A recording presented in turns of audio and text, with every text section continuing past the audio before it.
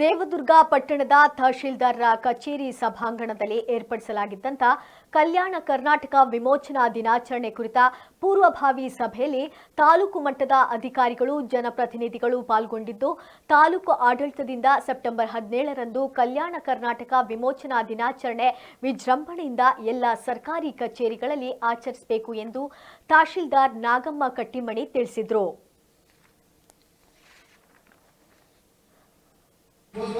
ತಹಶೀಲ್ದಾರ್ ಕಚೇರಿ ಆವರಣದಲ್ಲಿ ತಾಲೂಕು ಮಟ್ಟದ ಅಧಿಕಾರಿಗಳು ಮತ್ತು ಸಂಘ ಸಂಸ್ಥೆಯ ಜನಪ್ರತಿನಿಧಿಗಳ ಪೂರ್ವಭಾವಿ ಸಭೆಯಲ್ಲಿ ಮಾತನಾಡಿ ಅವರು ಕಲ್ಯಾಣ ಕರ್ನಾಟಕ ವಿಮೋಚನಾ ದಿನಾಚರಣೆಯನ್ನು ಸೆಪ್ಟೆಂಬರ್ 17ರಂದು ಆಚರಿಸುತ್ತಿರುವುದರಿಂದ ಅಧಿಕಾರಿಗಳು ತಮ್ಮ ಸಿಬ್ಬಂದಿಯೊಂದಿಗೆ ತಾಲೂಕು ಮಟ್ಟದ ಸಮಾರಂಭದಲ್ಲಿ ಭಾಗವಹಿಸಬೇಕು ಎಂದು ಹೇಳಿದ್ದಾರೆ.